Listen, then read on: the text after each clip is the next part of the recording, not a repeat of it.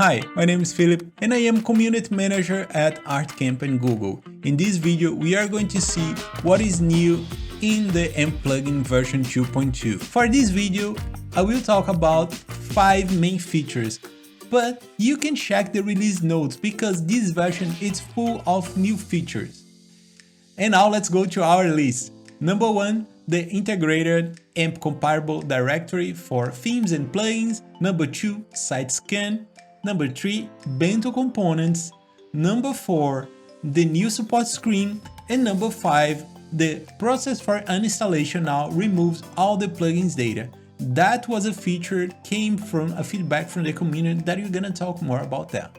To help you to have the best experience with the AMP plugin, now inside the dashboard you can know what is compatible or not with the AMP plugin. Now I will jump to my dashboard and I will show that functionality working. And here at my dashboard, I already jumped to the Add Plugins screen. Here, as I can see, an icon that appears now at the top left for the cards for plugins and themes. So here I can see that this plugin specifically is compatible with AMP. So, and if we go to the menu at the top here, we will see that there is a new area here that is called AMP compatible. If I click on there, we will list all the plugins that are compatible with AMP. That will work for plugins and themes as well. So if I go to add new theme,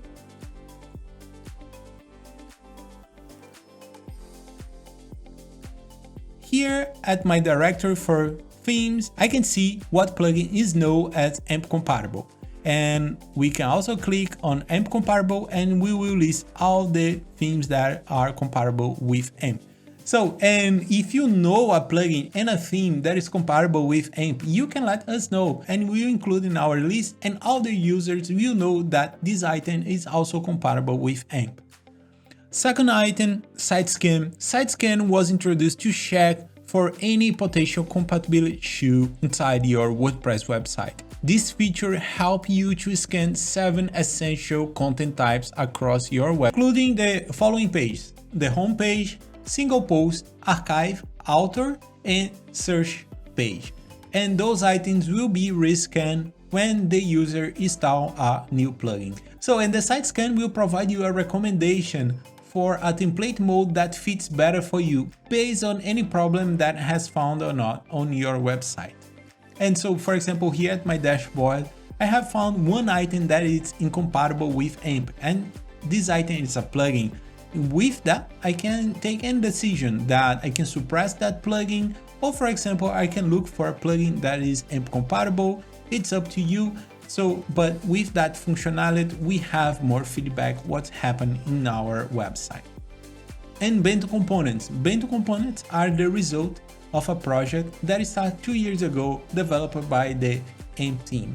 And that project was created to address some feedback made by the community and what that project does. And with this new framework, it is possible to use AMP components outside an AMP page. So we can have a hybrid version, or we can reuse AMP components in other frameworks such as Next.js and Vue.js. And now with Bento, we can use sandbox mode. So we can apply different levels of validations to our page.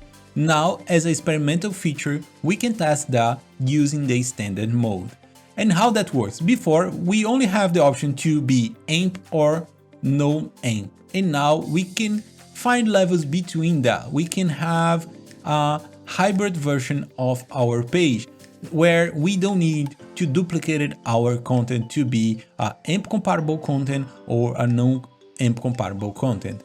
And what that means, so we can have a situation that we can have hundreds of posts, and some of those posts are compatible with AMP, will be converted to AMP, and some will be partially compatible with AMP, and we're gonna use a few AMP components.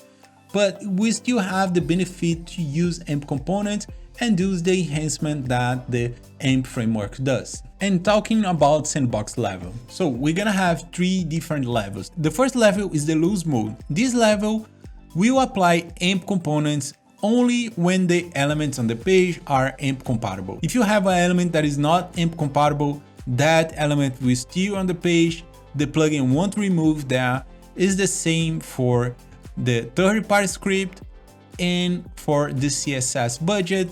Also in that level won't be applied the CSS budget. So if you have a CSS that is over 75 kilobytes, the AMP validation won't complain about that.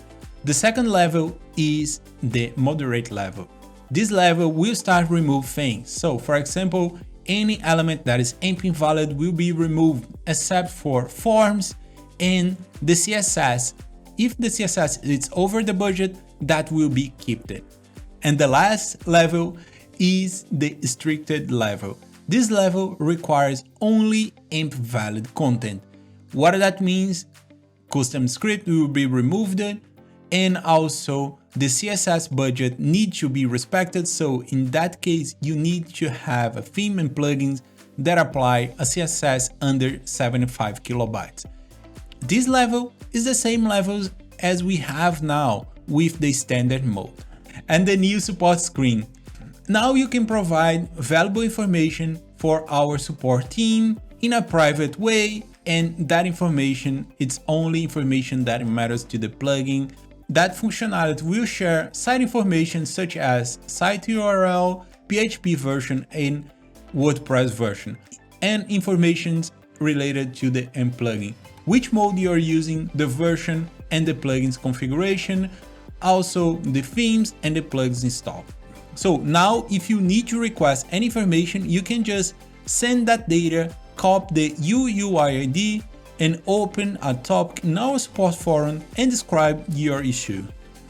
So, and the last one, it is the installation remove all the plugin data. That feature was made based on the feedback from the community. Some of the users saw that the plugin wasn't a good fit to them and they want to remove all the plugin specific data during the installation. And before, we keep those data because in case that you want to reinstall the plugin and use the plugin again, some of the settings will be kept and you don't need to set up everything again.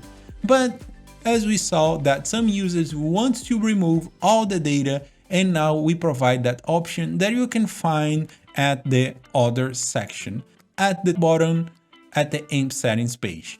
And that's it. But a quick reminder, and if you need any help with the AMP plugin, please contact us at the support forum at wordpress.org/support/plugin/AMP. And thanks for watching and see you next time.